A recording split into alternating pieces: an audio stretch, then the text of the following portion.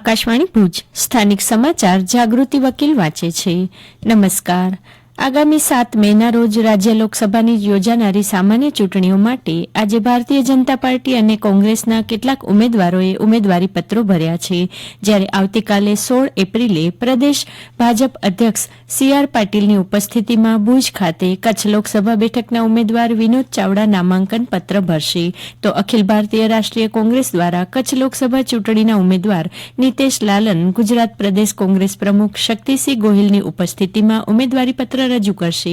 આ પ્રસંગે કચ્છભરમાંથી બંને પાર્ટીના હોદ્દેદારો અને કાર્યકરો દ્વારા રોડ શો અને સંમેલન યોજાશે. જિલ્લા વહીવટીતંત્ર અને પોલીસ તંત્ર સતર્ક બની આવતીકાલે ભુજમાં યોજાનારા આ કાર્યક્રમ સંદર્ભે કાયદો અને વ્યવસ્થા જાળવવા કટિબદ્ધ બન્યા છે.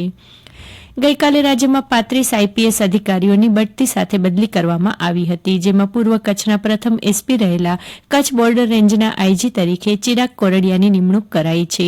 આજે તેમણે વિધિવત પોતાનો પદભાર સંભાળી લીધો હતો. આ તકે તેમણે સરહદી રેન્જના 4 જિલ્લામાં કાયદો અને વ્યવસ્થાની સ્થિતિ જળવાઈ રહે તે દિશામાં પોલીસ કાર્યરત રહેશે તેવી લાગણી વ્યક્ત કરી હતી. લોકસભા સામાન્ય ચૂંટણી 2024 અંતર્ગત જિલ્લામાં મતદાનની જાગૃતિ વધે અને મતદાનની ટકાવારી ઊંચી આવે તેવા હેતુસર જિલ્લા ચૂંટણી અધિકારી અને કલેક્ટર શ્રી અમિત અરોરા તેમજ નાયબ જિલ્લા ચૂંટણી અધિકારી શ્રી મેહુલ દેસાઈના માર્ગદર્શનમાં જિલ્લામાં સ્વીપ હેઠળ વિવિધ પ્રવૃત્તિઓ થઈ રહી છે. તાજેતરમાં ગાંધીધામ સંકુલમાં ચેટીચાંદ પર્વની ઉજવણી નિમિત્તે શોભાયાત્રા અને સરઘસમાં ગાંધીધામ તાલુકાની ટીમ દ્વારા મતદાન જાગૃતિ વિષયક પ્રચાર પ્રસાર બેનર્સના માધ્યમ વડે કરવામાં આવ્યો હતો. ગાંધીધામ સંકુલના બહોળા જનસમુદાય સુધી મતદાન જાગૃતિ માટે અપીલ કરવામાં આવી હતી.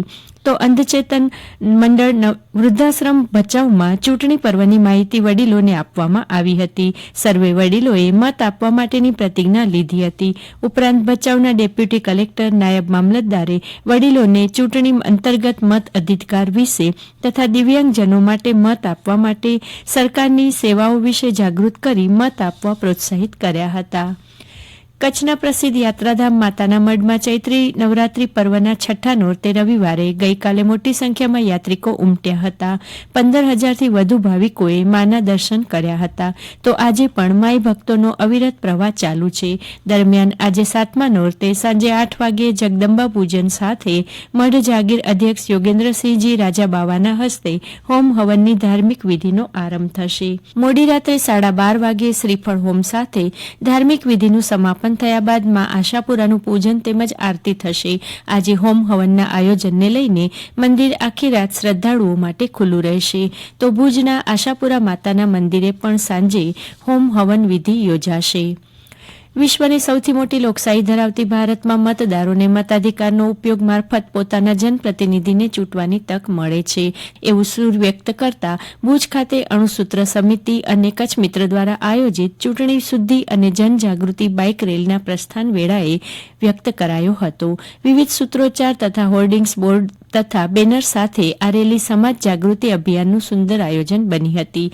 અણુવ્રત સમિતિનો મુખ્ય ઉદ્દેશ જનમાનસને મતદાન કરવા માટે જાગૃત કરવાનો છે. મતદાન દ્વારા તેમની રાષ્ટ્રીય ફરજ પૂરી કરવાનો છે અને ભય અને લાલચમાં આવીને મત ન આપે તે છે.